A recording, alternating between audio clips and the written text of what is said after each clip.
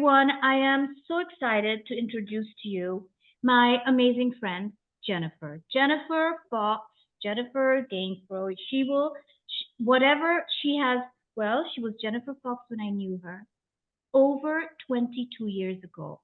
I met Jennifer in Hong Kong, and ever since I met her, I always, up to now, I'm still flummoxed. It's mind boggling all the things that she has done with her life and continues to do. There's no stopping her. She's dynamic. She's proactive. She has a heart of gold, and it is directed towards so many causes. But her main one, her main passion is what we have, pets and animals. And I have to say, I'm delighted to have Jennifer with us because she's very hard to get in touch with. Why? Because she's always out there in her safari. She's always out there saving animals, filming them, doing all sorts of things to make this world a better place for our animal kingdom. And for me, it's an honor that she took the time to sit with me and with all of us to explain what she does, because as of late, her huge passion right now that she's focusing on to make this work is Rhino, the Rhino Revolution. And she's going to explain all that. And I can't wait. Jennifer, thank you. Thank you for being here with us. And please introduce yourself. How did you start all this? How did it start? Well, firstly, thank you for having me. And is it really 22 years? I'm feeling very old if that's it, if that's Over what it 22 is. years. How did it start? My goodness, when we met in Hong Kong, I think I was an investment banker still Yes, there. well, how old are your girls now? They are 25 and 22. Jennifer, when I met you, you didn't have children as yet. You Okay, were so you we're were going to talking way have over your 20. first baby. And I still Okay, remember telling you, about easy births and difficult births. You were so longer than 22 years. Amazing. so I think we're talking 26 years in that Yeah. respect. But Yeah. yeah, how did it start? My goodness, where to begin? You know, I've always loved animals. My father says that when I was about 2 or approaching 2, my very first word was "fut," and he thought I was terribly rude, but actually I was trying to say elephant. And it's been in my blood literally as long as I can remember. And even before then, nobody in my family has a clue where it came from because none of my family are that way inclined. But it's been a love of animals that's been ingrained into me, literally, I think, since I was born. But in regards to Hong Kong, wow. So there I was in Hong Kong. And actually, the story, can I back up a bit? Please do. We want to know it all. We want to know who All right, you are and how I you went got. to school in Hong Kong. I wanted to be a wildlife vet. Not any old vet. I wanted to work with elephants and rhino and lion or all of that. And in Hong Kong, the classes were like 40 to 40, 41, something like that. And I wasn't that smart. I needed smaller classes. So my father sent me to a boys' school to learn to do my A levels. And then I studied biology, chemistry, physics, maths. And I so badly wanted to be a wildlife vet. And I did everything in my power. Every Thursday afternoon, I went out with horse vets to see how they delivered foals. I'd put my hand in foals and pull out the leg, in the mother, and pull out the foal by its legs, all sorts of things. So I was really, really into. And then every school holiday in Hong Kong, I went to work at a veterinary clinic in Kowloon Tong. This was my plan. And then I didn't get the grades. And It's then hard. It's I very really, I didn't get the grades to get. I was accepted, but I didn't get the grades to then get in. It's getting a medical degree, but worse. It was more difficult. Yeah, it was more difficult at that stage because do you remember the days of James Herriot, the books? Yes. So James Herriot books were all coming out, and suddenly becoming a vet was very sexy, was very the in thing to be. Anyway, long story short, I didn't. But then my little brain said, okay, and this is how mad I was. I said, okay, well, what can I do to get myself to Africa and work with animals? And I figured, well, there must be a bank there. There's a bank in Europe, there's banks in Hong No. Kong, there must be banks. So let me switch. And I did finance. So that was okay. So then I got my finance degree and I became an investment banker. Because again, my rationale was it would get me to Africa. Right. Then as I progressed in my career, which is when I met you in Hong Kong, Yes. I realized that actually vets didn't make very much money in Africa. Right. And I would be on bread and cheese had I become one. But Right. if I stuck to my banking career, then I Right. could very soon make a bigger impact. So Right. long story very short, in 1995, I went to the World Cup rugby. Mm. And that was my first day in Africa. And I honestly, I felt like the Pope.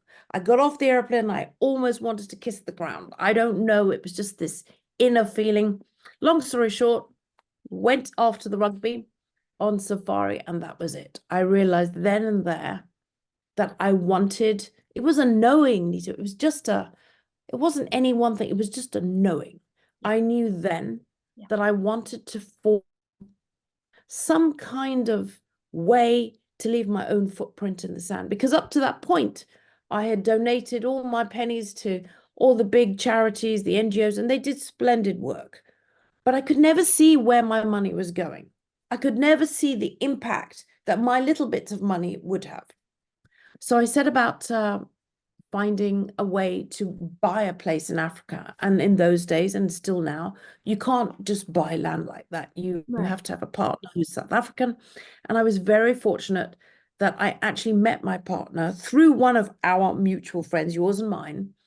And he said to me, "Oh, I have a friend who knows all about Africa." And I said, "Really? Please, please introduce me." So I rang this guy up and I said, "If I buy you lunch, please may I pick your brain?" And the rest is history. We became business partners. 28 years later, we're still business partners. So we've survived more than most marriages. And that's how I got into a game reserve in Africa. But I think the most critical thing that I remember, my office was, I think, on the 21st floor of the Connaught Centre. And in those days, it was right on the ocean overlooking the harbour. And I remember just before I signed the check, I remember looking out at the harbour and thinking, I may lose my shirt if I do this. I may lose everything I have. And remember, I knew nothing about conservation. I knew nothing about hotel management, none of it. I said, really, I could lose everything. But there was something inside that said, if I don't do this, I will regret it till the day I die. And you know what, Nita? I didn't want to wake up at 60, and I'm now 61, and have the regret that 30 years ago, I didn't have the courage. So call it foolish, call it courage, whatever.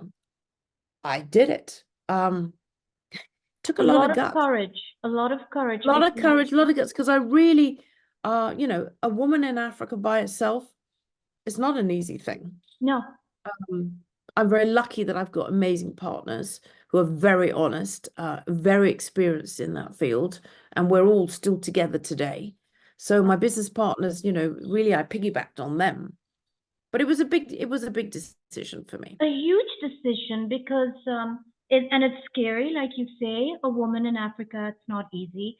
I lived for a year in South Africa by myself, but the people amazing, and I walked out of there. I went there to do social work, and I walked out of there having left my soul behind. I fell in love with that country, an amazing country, meaning my heart and my soul is there. That's what I meant when I said leaving my soul behind. And yes, so I totally understand that you say it can be dangerous, it's daunting by yourself, but I think you are for me the perfect example of what Paulo Coelho says.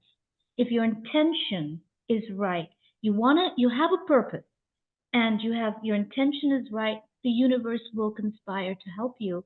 And I think you knew that because that's the leap you took. Look at you. Well, I think I do believe that. I mean, I believe that it's funny how life works out. Mm-hmm. If you set a goal, the brain is very much a goal-seeking mechanism, and it will find ways for it to work. Yeah. And I to this day, I have it. Still do. I wanted to leave this little bit of the planet better than I found it for the next generation. Because I really believe we're just caretakers here. We're guests on this planet for a certain period of time. I have many girlfriends who sadly never made 60. I'm still here. I know I was given by God a job to do, and that is in one way or another, try to protect mostly wildlife, dogs as well, as you know, but try to do my best. And you are. I see it. Through the years of seeing what you do I came to visit you in England last year on your beautiful farm in East Sussex, and you invited me, and I came, and I saw you with your horses and your dogs, and with your wonderful husband Mark. We had a delightful lunch. It was for me a dream day being out there in the countryside with you, and that's your part in England, but you have a much bigger part in South Africa. So when you went into partnership, you started, not started, you continued in this partnership doing exactly what? Can you tell us all again what it is? This Well, amazing. we bought into an existing game reserve, Mhm. which was actually only about 850 hectares at the time. We've now increased it to 14,000, so it's quite a big jump. And it was a very kind of two-star operation at the time. We kind of bulldozed it, and we had the foresight to know that back then the market was moving in a five-star direction. People wanted to travel in luxury. They didn't want to rough it all the time. And so we set up the original lodge, Game Lodge, Thorny Bush Game Lodge, which, funny enough, we last December tore down and reopened as it had a 25-year makeover. And it's fabulous. So yeah, we started with the one lodge, really. And then we managed to get people on our borders to drop the fence. And we would take over the management contract if we could, and increase the area. And the real rationale for that is that animals need bigger terrain to roam around to have a more natural ecosystem. For example, if you confine an elephant to 850 hectares, you're going to have a problem. You start expanding it to about 14,000 and you've got this sort of general natural movement. So you don't have too much wear and tear on the trees and the bush and et cetera, et cetera. So the larger the area, the better it is as an ecosystem for the animals that live within it. Exactly. Now, this place, how do you describe it? A sanctuary, a safari park? We call it a game reserve. Okay, game reserve, and yeah, I suppose sometimes in Europe you call it a safari park, but we don't. We call it a game reserve. Lovely, but it is a sanctuary. All game reserves are in themselves. If they're there for photographic safari, they are sanctuaries. And what is the name of this game reserve? Thorny Bush Nature Reserve. And we can all go and visit you there. And yes, it's commercial. We joined Kruger National Park. It took us 22 years of political wangling to drop the fence with Kruger, but we did it. So now we open up to the entire Kruger National Park, which I think is the size of Wales, something like that. So you have free movement of animals wherever they want to go. It's an incredible. Can you tell us like what kind of animals you have there? Most people would like to know that it's called the Big Five. Yes. Lion, leopard, rhino, buffalo, elephant. Do you know why they're called the Big Five? Because they're the most getting extinct, or no, it's actually, it comes from not prehistoric times, but from long ago. They are seen to be the 5 most dangerous animals to hunt on foot. But it's become a coin phase, hasn't it? Everybody calls it Big Five, but actually it meant to hunt on foot. We don't do hunting. Okay. Yeah. And so when we get there, you have lodgings, and we can go around and you organize for us to see them. Well, we have 5- and 6-star lodges. So Nitu, I know you would like it. I am coming. We even have a tented camp, but not tenting as you and I would have done as children. This is, think four-poster beds, Yeah. glass walls, Glamming. bathtubs, inside and outside showers, private pools on your Ah, deck, that sort of thing. So 6-star camping. well, And we have the flagship game lodge, which, as I said, we started way back then and redid. So yes, we host guests. They go out on safari very safely with a guide who acts as your host and a tracker. It is the most incredible trip of a lifetime. People always say, I mean, we have a saying, you arrive a stranger, you leave as friend. And people always say to us, we just never knew it could be this amazing. And whether you come so alone or with family, it's incredible.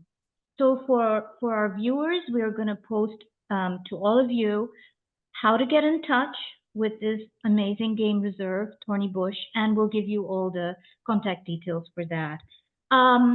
So would you say when you were involved with you still are very much involved with Thorny Bush, is that where you got a lot of knowledge and more passion for what's happening with the animal kingdom? And is it through Thorny Bush that you understood better regarding the poaching? Yes, yes to all of that. I mean, you can't help when you're on the ground seeing what happens. I mean, and there is nothing as heartbreaking as finding a carcass that has been butchered, murdered for either its ivory in terms of an elephant or its horn if it's a rhino. It's gut-wrenching. Of course. And you So, know, since 2008, the rhino poaching in particular has just gone through the roof. It's yeah, been massive. So that was my first indication of really firsthand what was poaching about. exactly. So now there's a conservation, and can you explain to us what what what steps have you taken along with who to conserve this situation with the rhinos? So along with almost all the private game reserves and some, to some extent the government reserves, but mostly we would say it is our anti-poaching units. So these are the men that go out and protect the reserve so that the guests can travel safely and look at the elephant, the rhino, the buffalo, whatever they want to look at. And the anti-poaching units go around, drive around night and day to make sure that there's no infiltration. They scour the local markets for intel. They're the ones who actually, they're the most important actually, because they allow the reserve to run peacefully. Right, right. And why do you feel, Jennifer, that the rhino in particular for you is so important to keep? Why? Why is it important, or why am I so involved in trying to protect it? Yes. Different thing. Yes.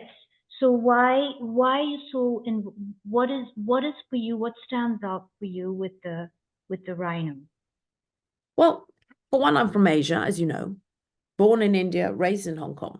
Firstly, because I'm from Asia, what I was seeing was that something like 90% of all rhinos poached means murdered, butchered. I mean, when I mean that, they cut their face off, which they don't have to do. 90% of that horn is ending up in Asia. And I just thought this was so, so wrong. So why is the rhino so important to me? And I'm glad you asked the question, because I was at a dinner party maybe 6 months ago, and someone said, well, I live without the dodo bird in my life. Why does it matter if the rhino goes extinct and we're heading that way? And I'll tell you why it matters. The rhino is something we call an apex herbivore, same as an elephant. It means it's a mega herbivore, or we would call it a keystone species or an umbrella species.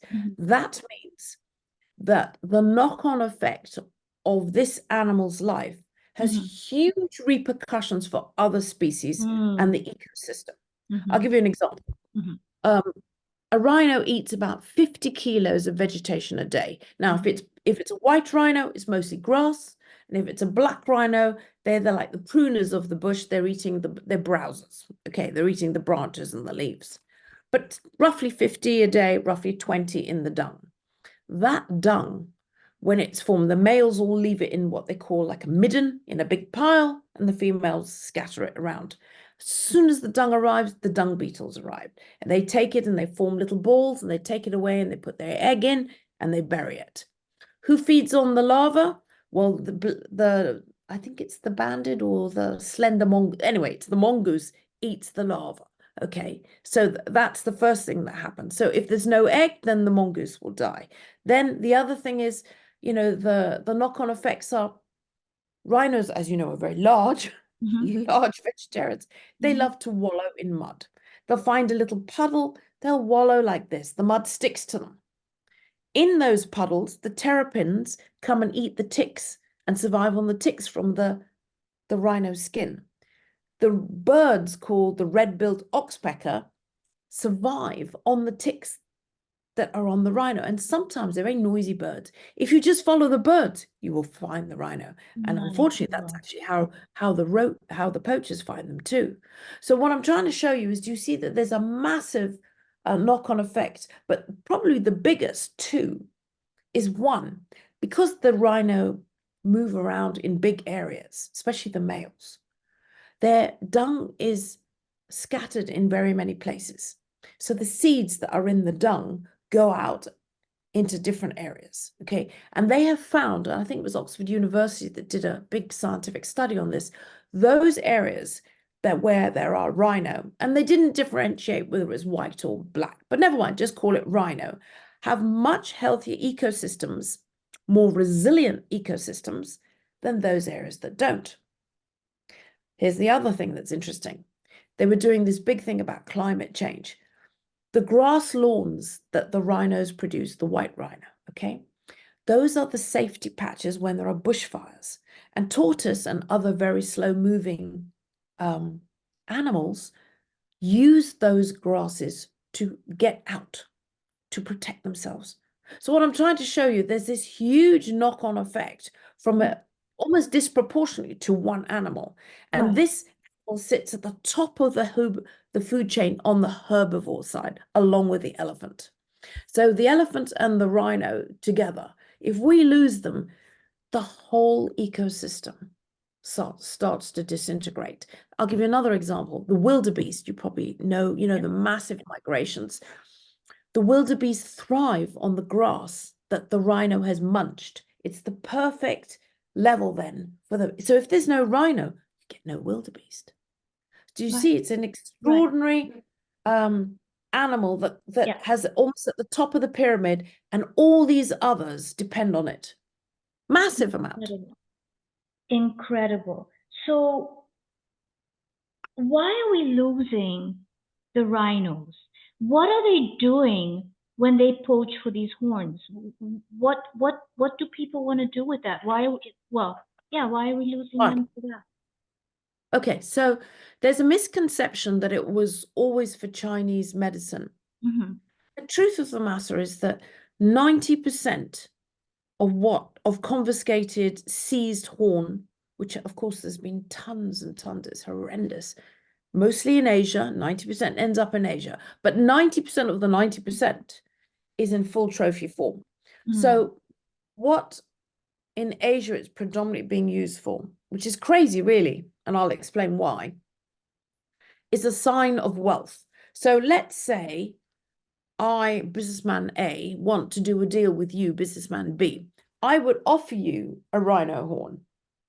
And that would, the bigger, the thicker, the longer the horn, is an indication of your business standing, your position in society, your prowess, your knowledge or intelligence as a businessman. That's what it's being used for, the 90%.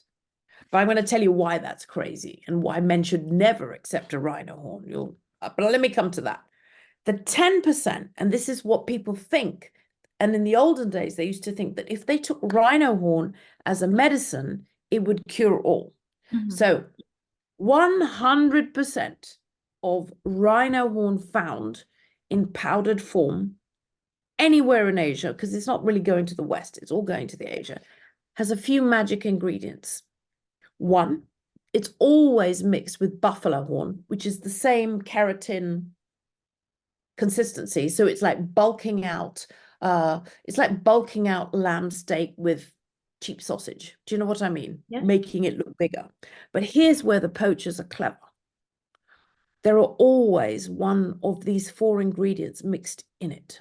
One is aspirin, one is Panadol, one is paracetamol, and one is ibuprofen. So they're very clever. So that if, let's say, a mother in Asia has a child with a cough, and she thinks she's feeding it 1 teaspoon of rhino horn, and she says, oh, his fever's gone down. It's the rhino horn. It's not. It's either the paracetamol, the aspirin, the ibuprofen, etc. You know. So you get the picture. So that's the medicinal. But shall I tell you why it's crazy? And I want to spread this. I want to spread this fact all throughout Asia. Are you ready to laugh? Ready. I live in Asia. Are you giving me an education that, you know, this is all news? Well, I think your listeners will chuckle at this one. Thank you. A rhino is pregnant, poor thing, for either a white rhino for about 16 months, a black rhino for about 15. Call it 15, 16 months. Almost twice as long time, right? Here's the sad fact. Excuse me 1 second, sorry. You mean it takes that long for reproduction? Yes. So gestation is pregnant for 15 or 16 months. Okay, sorry. Go ahead. Okay. So now a calf stays with its mother for about 2 years minimum. And during that time, she doesn't mate again. So this is what I want to show. There's 2 things that are very important here. I want to get it known out of Asia, and you can help me, that a rhino only has sex once every 3 to 4 years. And no man in Asia should ever accept a rhino horn, because he will never have sex either, except once every 3 to 4 years. I mean, I'm trying so hard to spread this fact. It's not even a rumor. So that's the first thing. That's the funny thing. Because they thought it was an aphrodisiac also, I believe, at some point. Yeah, but no man in his right mind would take an aphrodisiac from an animal that only has sex once every 3 to 4 years. Love it. So that's the first thing. I'm going to spread this anecdote. Yeah, and it's not a rumor, it's trivia. fact. No, yeah. But that's the funny thing. The sad thing on the second thing is that a female uses her horn, which is generally longer. And it's like you and I. The female only uses her horn to fight somebody, like a lion, to protect her baby. Okay? So she doesn't fight other girls. Girls don't fight, right? Very similar to humans. The males have shorter, thicker, heavier horns because they continually fight each other for females, for territory, blah, blah, blah. Kind of like boys in the playground. But here's the sad fact. Because in Asia, they want longer horns. Generally, it's the female that is killed. And the sad fact is this, and this is how Rhino Revolution was born, is that invariably, when a female is killed, and it's more than 2 to 1, she either has a tiny calf with her, or she has one in vitro in her tummy. So the numbers of rhinos being lost is not accurate, because for every female, again, 90% of the time, you're losing 2. Jennifer, because she what either numbers has a are we baby. looking at? What numbers? Can you throw some numbers at us? Yeah, in the last Give us 10 years. the shocking numbers. What are we looking at? Well, in the last 10 years, the official numbers were about 9,461, I think. Just to compute, it's about 3 a day. But the numbers are not accurate, because 2 out of those 3 are going to be female. So you're actually losing, for every 1, you lose 2. And deaths have overtaken births. They can't produce, because remember, they only have sex once every 3 to 4 years. They can't produce faster than they're dying. That's the sad thing. It is. It is. You are an ambassador for wildlife.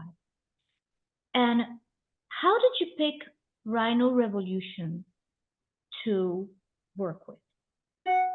Well, as you know, I've been supporting them for many, many years. They started in, I think, 2012. Mm-hmm. And what I loved about him is Mm-hmm. when you come and visit me in Hoodsprit, Mm-hmm. it was originally set up by local residents Mm-hmm. because, again, as I said, when the females were being murdered, Mm-hmm. often the people would find a tiny little calf, and you've got about 24 hours to save that calf. Right. If a rhino calf gets too dehydrated or stressed, you can't bring them back. So it would involve helicopters, vets, all sorts of things. And we realized then, back then, they needed to have a facility where immediately they knew there was a poaching incident. Helicopter could go pick up if there was a baby, bring it back, and at least try and save that one. And so And this Rhino is Revolution was Rhino born. Revolution. Yes. Sorry. Yeah, and that's what it was This is born their to do. role. Mm-hmm. No, that was their role back then. It was set up to do that. Right. Okay, was. Yeah. Was. And then so the recently actually it's a huge success story, which makes me feel so good. So when we got married in 2016, we took all our guests to see these rhinos that had been rescued as babies. So all of them, there were about 5, had been rescued when their mothers were killed. 5 were rescued, then rehabbed, which means you're going to teach it to be wild, right? You don't go and pet it and call it, you don't want to get too involved. You want it to be wild. And then they were released. And the happy news is, and we believe that this is the first time in history, 3 of the 5 were females, have mated with wild rhino and produced wild rhino calves. And that's fantastic. I get all emotional. So that is a very long way of saying the conservation worked, but it's a drop in the ocean. But you can, and when you come, I will show you, I will take you to see the female that's given birth to a wild calf. And if you follow me on Instagram, you will see that I made a post when I was actually looking at one of those newborns, and 6 lionesses were stalking it. And I was like, no. So that's what Rhino Revolution was born. So but it was one rhino local at a time. Yeah. Mm-hmm. And that was local residents who'd had enough. They said, this is ridiculous. We're going to form, and we started raising money and to do that. Rhino Revolution over the years has changed as the need for that has dropped and the other needs have got bigger. What other needs? So we realized after a while, there were quite a few care centers that were set up. Kruger National Park had one, and there are some brilliant centers that now do that on a big scale.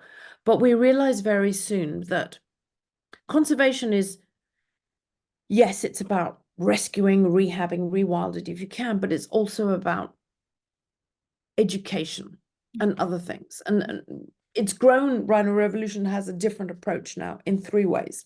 One, we call it 3-prong approach. One is to protect the rhino on the ground in our AP unit, and I can talk about that.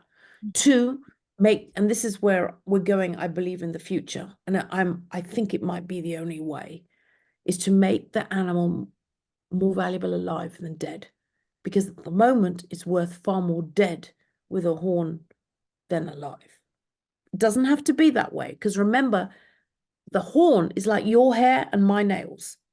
If you carve it off nicely, it will grow back. You do not need to kill anybody, but poachers don't do that. And then the third, and this is the magic ingredient where I think it has been missing, education. And what I mean by education is, you know that I have this slogan, right? You've heard me say it. Right. There is no wildlife without people. And what we've discovered is that even 2, 3, 4 kilometers away, there are communities that live there. And the children grow up and they never see an elephant or rhino till the day they kill it. So how can I as an ambassador or as a guardian of this tiny piece of caretaking this ground, how can I expect that little generation of children to grow up to become ambassadors if they've never seen their own elephant and their own rhino and lion? And they won't see it, they won't understand it. They won't appreciate it. They won't appreciate it because what you see and what you know, you appreciate. So the third prong has been to focus a lot of attention on the children, the next generation, to get them to come and see their wildlife. And that's why, as you know, I went to Rwanda in August to see the gorillas, because Rwanda have come back from this incredible, horrific past. But the gorillas in Rwanda are seen as the national treasure of the people. It's Right. incredible. Right. There, walk maybe an hour up the mountain to see it. All the local farmers are saying, thank you, because the permits and the money filter down to all those communities, and all those communities have seen the gorillas. So we took that as a plan. I thought, okay, we've got to implement this here. Mm-hmm. Right. And so this, yes, because in everything we need education, awareness. Otherwise, we don't know. And I love what you said, how it's not just educating and bringing awareness to people like us out there, but also I think you're nipping it right in the butt. You're going to the source where it first starts with the children, the families that live around this area, and they don't understand, and they become the next poacher again. So just briefly, also to understand why it's so important that the children learn this is because why were they never aware of the beauty of the rhinosaur? Is it poverty? Were they like, how were they separated from this gorgeous, living beings that were just next door to them? Like, To be honest, I don't know the real answer to that, but I believe it is the remaining influence of the old apartheid. Yeah. So they never had the opportunity. I could be completely wrong, but that is my feeling. But I mean, apartheid ended a long time ago. Right. But there hasn't been this ability to bring forth. And that's why Right. Rhino Revolution also started way back then. They started bringing children from all the neighborhoods to come and see the animals. And I cannot tell you the difference it makes. So this is huge. What they're This is doing huge. here. This is huge. This is the project where now you're actually rolling up your sleeves and people can contribute to that, because this is where it starts. It starts from the roots here, where the problem is, it's not a disease, where the ignorance is, because you can, do all that out there, but when you don't get down. So the slogan of Rhino Revolution is reimagine, revalue, and restore. You want to elaborate a little bit about the reimagine, revalue, and restore? Yeah. So the reimagine is, imagine a world where you have your entire population proud of the national treasure. So in India, for example, if we have our cows, we are so proud of our cows. We would never let anyone harm them. So that would be the reimagined side. The revalue is, that is probably the way that it will go in the future, is to make the animal owned by a community more valuable alive than dead. But we're not there. That requires all sorts of other legalities, etc. But I think that may or may not come in due course. But I can't wait for that, because deaths have overtaken births. So that has to I can't wait for that to come, for any action to be taken. And then the last is, we've got to be able to re-educate our local children. And that's where the Coro Camp comes in. Correct. Explain this camp that, you all are already igniting, and everything. We want to hear everything about this camp. So first of all, Rhino Revolution, I think I've told you now, 50% conservation, okay? And that includes, I'll talk about that, but it's 50% conservation on the ground, protecting, and what are we doing to protect? Because I'd like to tell you about what we've done in the past, which worked and what didn't work. Right. Okay, because that's really important. So in the past, we were all about, and when I mean we, all of South Africa, we were all about protection on the ground. And we did everything. We started to paint the horns a vibrant neon pink color. We injected toxins in it in the hope that it would cause bad upset stomachs back in Asia if it was eaten. We tried microchipping it. We've done everything. We brought in as many different factors. And I can tell you that most of those did not work. I'll tell you the things that have worked. One, we generally, any rhino that comes onto our property, we dehorn. These days, it's more politically correct to say horn trimming, but let's not escape the fact it is dehorning. It's an anesthetic, helicopter in the air, it's a vet, there's masses of vehicles, huge expense, about roughly just under 10,000 US dollars a rhino, because there's a whole thing that goes on. Now, hang on a second, hang on. Is dehorning the same as clipping your fingernails? What does the rhino feel? Well, first of all, he's injected with anesthetic from the air. So a dart is sent into him and he vaguely runs for about 2 to 3 minutes, can be 6 minutes, but 2 to 3 before the anesthetic takes effect. And he's like this, and then he drops. And I want to tell you, it is one of the most horrific things to watch, because the anesthetic, the rhino always sort of starts shaking like this, but he is asleep. And because it's keratin-like hair, you can actually cut it. They do it with a saw, with cold water so that there's no heat, and it's literally sawn off. And I can show you videos of that, but it's not pleasant to watch. And the first time I saw it, I wept like a child, because I wept. How we have to do this? And my rationale was, okay, a dehorned rhino is better than a dead rhino. Yeah. But he didn't ask to be done. He didn't ask for any of this. And it's a horrific thing. And you wait anyway, to what length of the horn till you? We take it off to about, let's say, 2 centimeters, 2-3 centimeters above. It's different on it depends on the shape, etc. But it's done with a wood saw, huh? It's not like just using little scissors and cut. Correct. It's a saw. Yeah. It's horrendous. And you have to have people there to take it, and each horn is then taken away, measured, weighed, taken pictures, drilled, and a microchip is put inside, deep inside, with the same microchip as the animal. It's all, it's all very technically done. So that's the first thing. That has made a huge difference. And what happens with these horns when they're dehorned? What do you do with them? They belong to the owner of the rhino, and they are kept at an undisclosed location, heavily protected vault. And when I mean they go like in an armored car to wherever they go. I don't even want to know.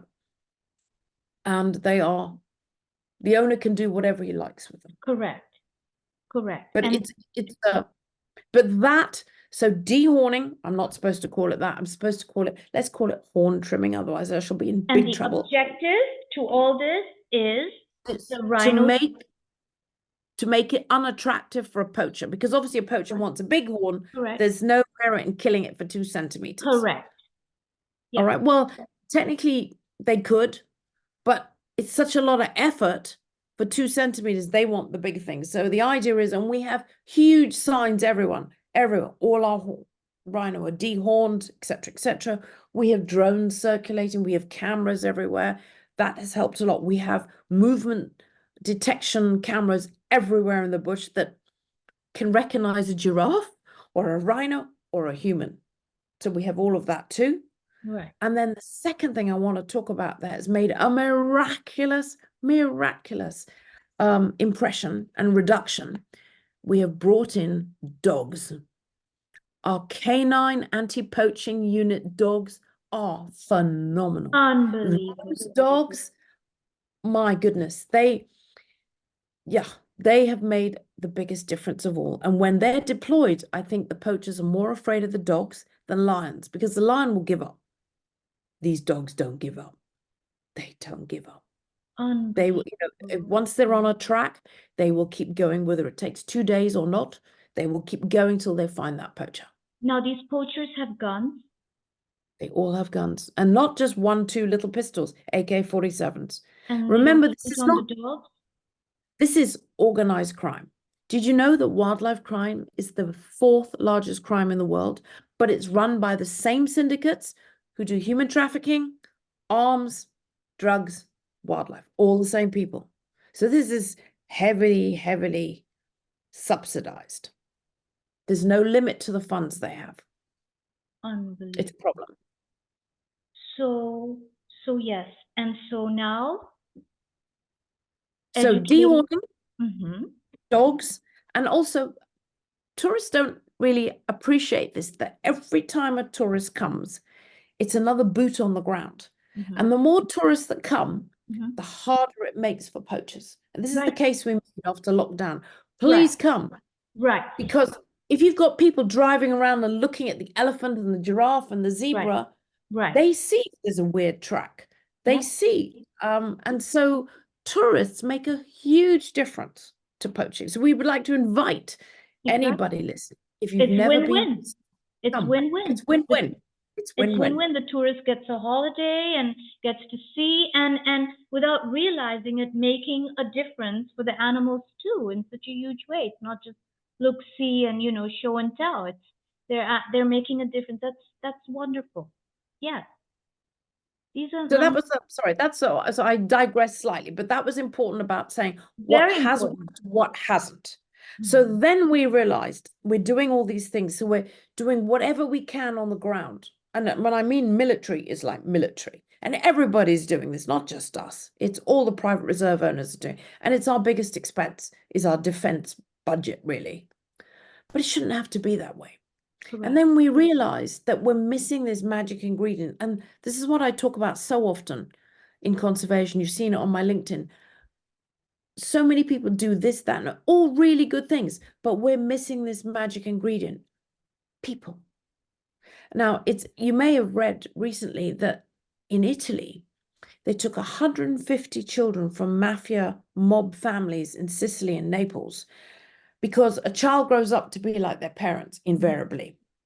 And they took these children and they placed them in secret locations throughout Italy with normal families to grow up as normal children, because there were kids at 8 years old being taught to supply drugs and to shoot. 8 years old. So by putting these children in a more natural, normal environment, we hope that they will grow up to be normal, non-violent adults. Same principles apply. And this is where Coro Camp comes in. So Rhino Revolution has teachers that goes out into these communities, teaches children in the schools about wildlife, sustainability, water usage, how to grow food in an area of a door for your family, how to monetize that, grow a little bit more, sell it, etc., etc. So we've already got teachers, but again, there was this magic ingredient missing.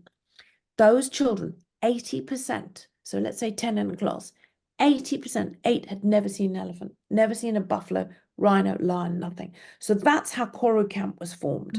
It's a wilderness camp, and Rhino Revolution sends our children there. And that camp teaches them about conservation. And the hope is that they will grow up to be wildlife ambassadors instead of following in any kind of wildlife crime. Correct. outlet. And has this already launched? Yes, it's been going for quite a while. In 23, I think they had Rhino Revolution sponsored. It takes a lot of money, obviously. We had 7 camps. In 24, this year there will be, I think, 10 or 12 camps. And next year we're raising money to do 20 camps, to send 240 children there. But here's the thing. The children come, and if I hope you come, because I'm going to drag you to see it. Oh, I am. The light in their eyes when they're in a vehicle and they see an elephant or a lion or a leopard for the first time. You know you've got your ambassador there for life. It's so breathtakingly, it takes their breath away. And they go to this game, it forever changes them. It forever and it also, we teach them in the heat of the day because, you know, Africa's too hot to go out all day. They go out morning and evening, and in the daytime, they get taught what I call life lessons, life skills, how not to fight, how to negotiate, blah, blah, blah. And here's a real thing that most people don't realize. Sometimes it's the first time in their life that they get 3 meals a day. Incredible. Such is the poverty that they come from. So you see how this wilderness camp is so essential for not only their well-being, because they only come for a short time, but it opens their eyes. And because it opens their eyes and they go back with their workbooks into the school, then they realize, oh, you know, I don't have to be a poacher. I could be a lodge manager. I could be a chef. I could be APU, anti-poaching unit. I can do so many things. And so many jobs open up as well for them then. What age group are these kids usually? Generally about, I'm not good with that, grades, but around 8, 9, 10, 12, something like that, 8 to 12. And what we want to do is get these camps going so that we follow them all the way up to 18. And that's very important because that's when they're formed. We hit them when they're really young, but it's really important to have that continuity until they're 18. Right. So you would say you would want them to come back once a year, back to the camp to Correct. get refresher every year, once a year. And Yeah, and then the long-term goal would be to raise money to have a few bursaries because the kids who are really clever and who really want to will then be able to go on to university and study ecology or conservation or whatever, chef Sure. school or whatever it is their dream is. I looked at your amazing brochure and proposal, and I'm going to all our viewers here. We have links for that, so you can have a look at what the schedule is like. And I was very impressed with how detailed the schedule of the children, how they are transported from their town, their village, and brought back, and all everything, you know, their schedule during the day, their meals, what they're learning, and the twice a day going out and visiting the animals and seeing them in their you know, so-called habitat. And another question I have, Jennifer, is this only for the local children?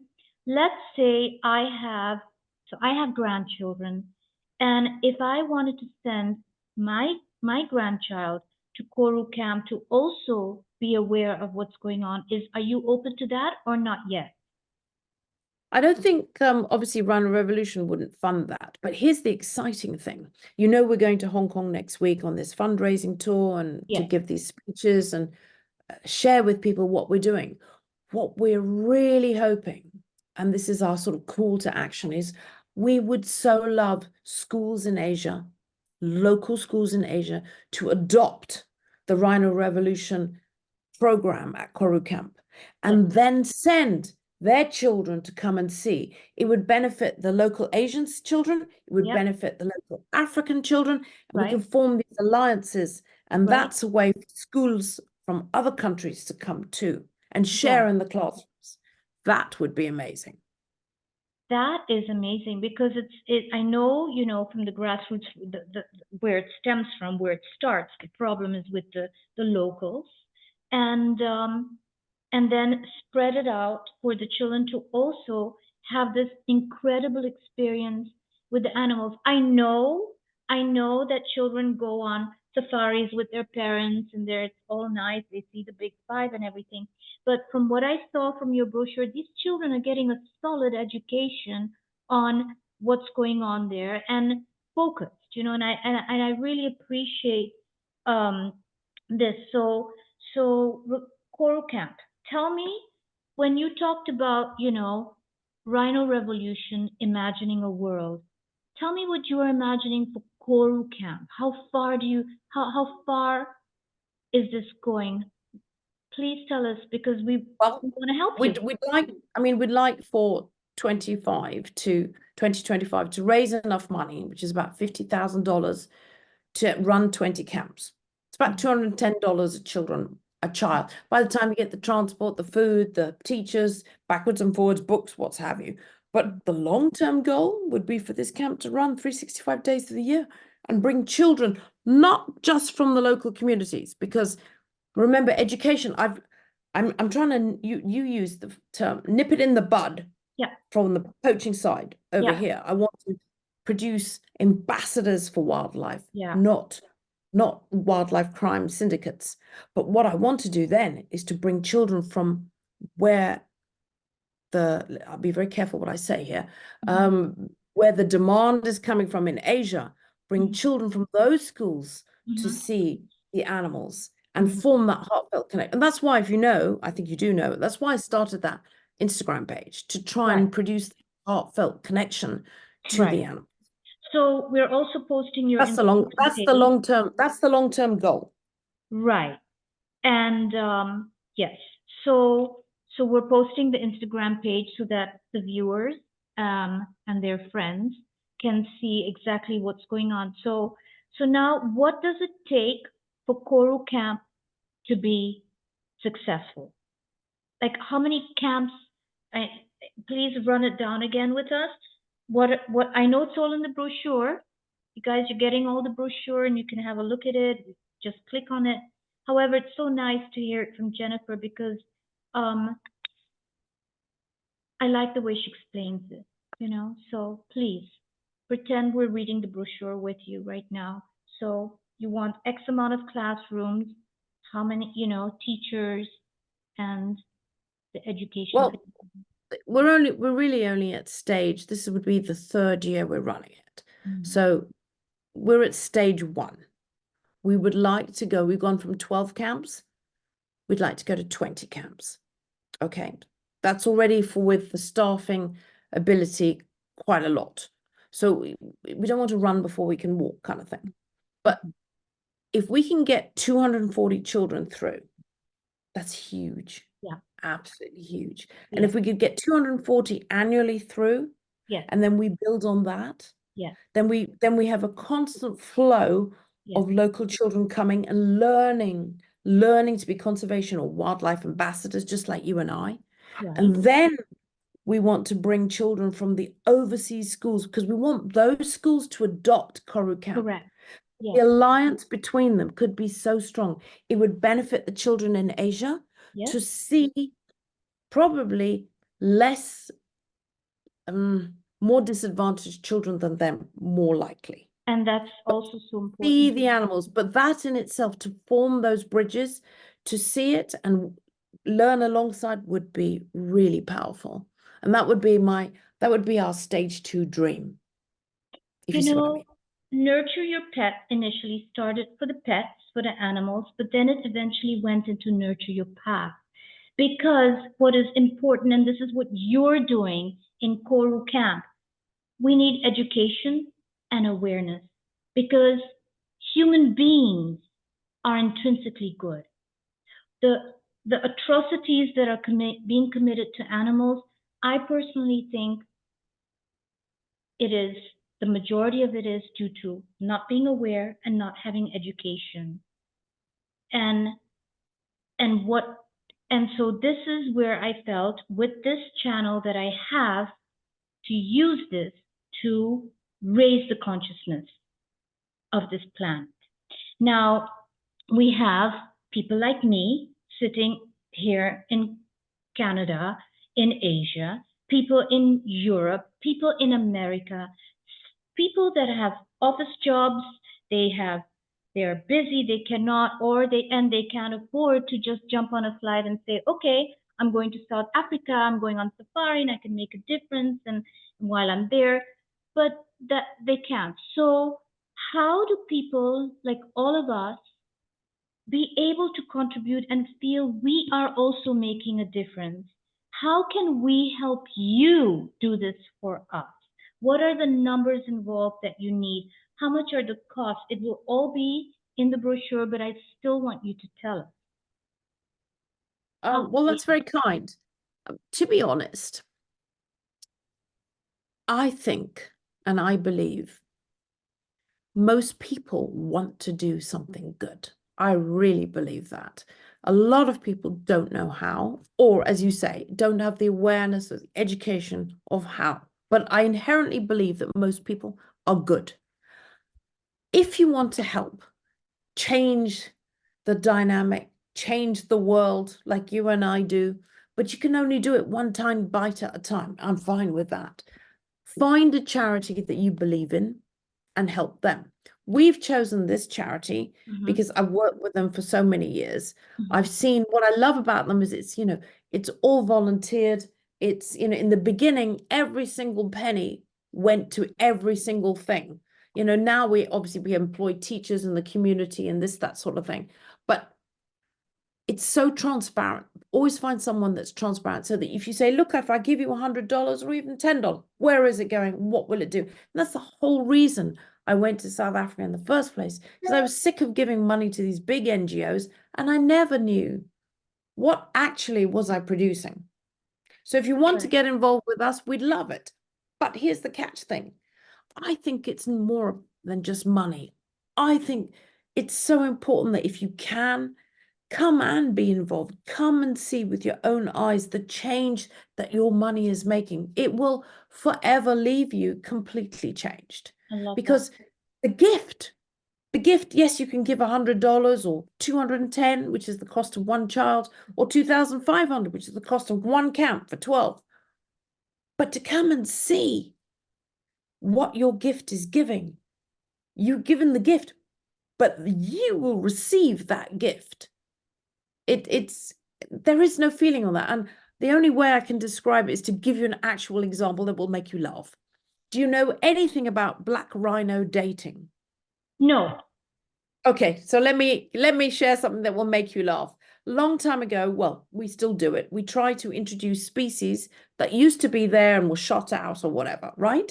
So many years ago, I forget how many, we bought one black rhino. It's all we could afford at the time. We had plenty white, but only one black. And he lived for 18 months alone on our 14,000 hectares, which in those days was fenced, because A, we couldn't get permit for a female, or we just couldn't find, because there's a substrata of rhino, and if you have one black rhino, you have to get the same black rhino to breed, kind of thing. Finally got one female. But black rhino dating is even harder than human dating. If they see each other, they hate each other unless they know each other. All right. So it's really difficult. So we had this poor female, brand new, and we're very proud, in the corral. And how long do you think it took one black rhino in 14,000 hectares? Maybe we had 12 at the time, to find the one female. We knew he would eventually find her, but how long? Days? Take a guess. 4 hours. So 4 hours. So we're still there. She's in the corral and we're, making sure it's all right and everything. And all of a sudden there's a rhino. Blah, blah, blah, blah. We all climb onto the vehicles. This black rhino male, he sees the female. And we've paid a lot of money for this female, this precious female. Imagine this scenario. Both rhinos on their hind feet fighting each other through the thick gum poles. Gum poles are about that thick. Every single other one is driven 1.5 meters into the ground to be stabilized. So they're fighting through the gap. Gap is maybe this big. She loses her horn in the fight, even though she's protected. All right. Anyway, luckily the vet's there. High drama. We dart the male. He drops. And then we carry him in. And we had a corral of 4, like 4 slices on a pizza. Yeah.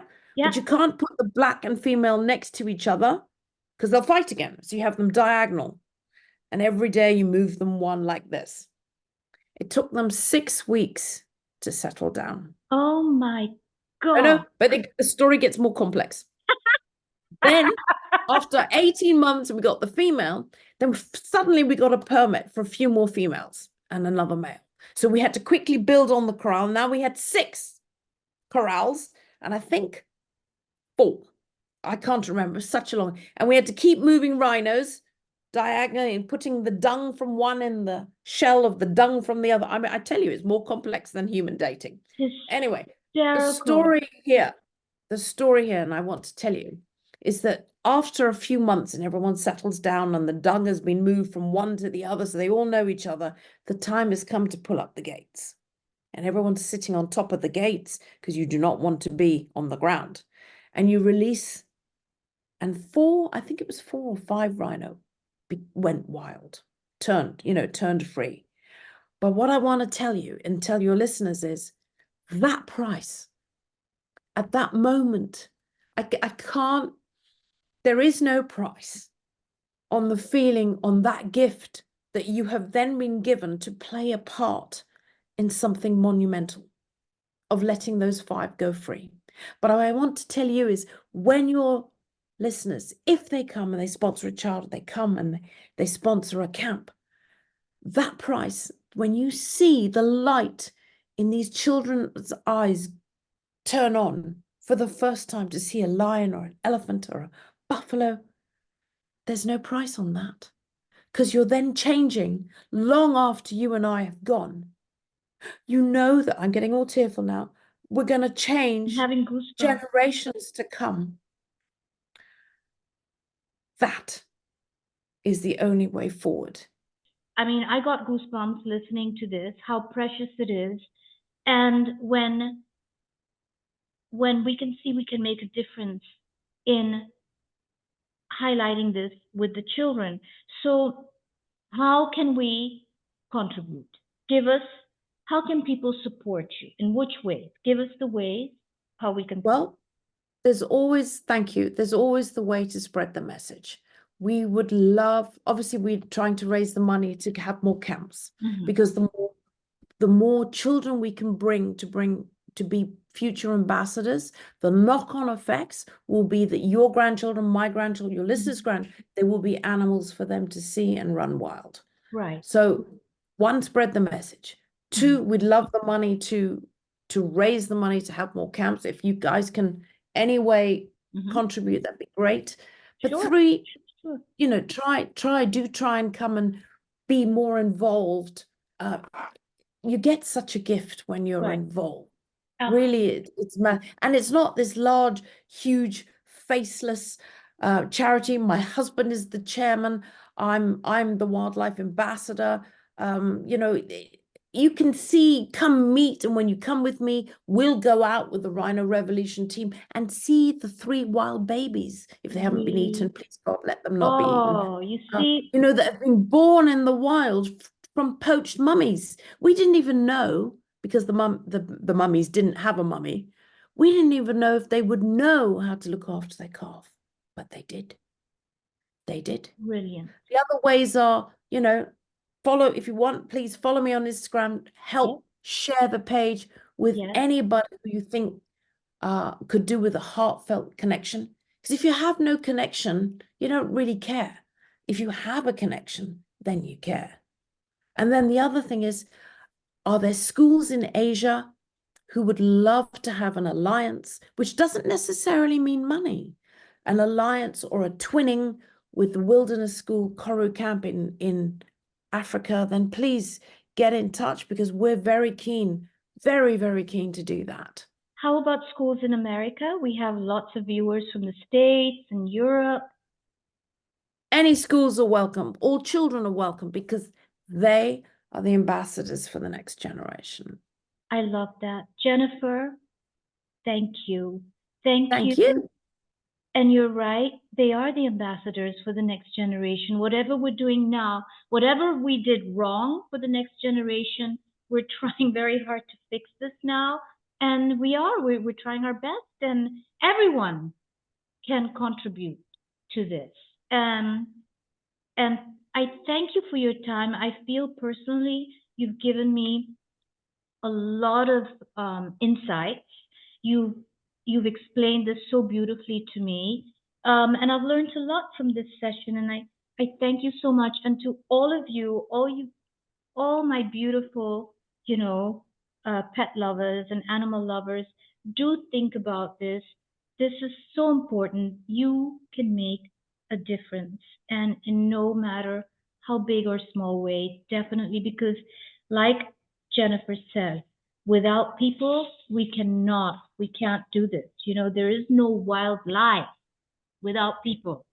There is no wildlife without people. And we need all of us to join hands and do this together. Thank you so much for your time. We are going to put all the links, you guys, how to get in touch with her directly, and all the links that are needed to make it easy for you to be proactive in this. Thank you, Jennifer. Thank you, Nita. It was such a joy talking to you, sharing our passion. And if we've managed to, I don't know, instill this passion in anybody else, then that's wonderful, wonderful. You know, that was the whole point about my Instagram. Because remember, 2 years ago, I didn't even have Instagram. I didn't even know what it was about. You called me up.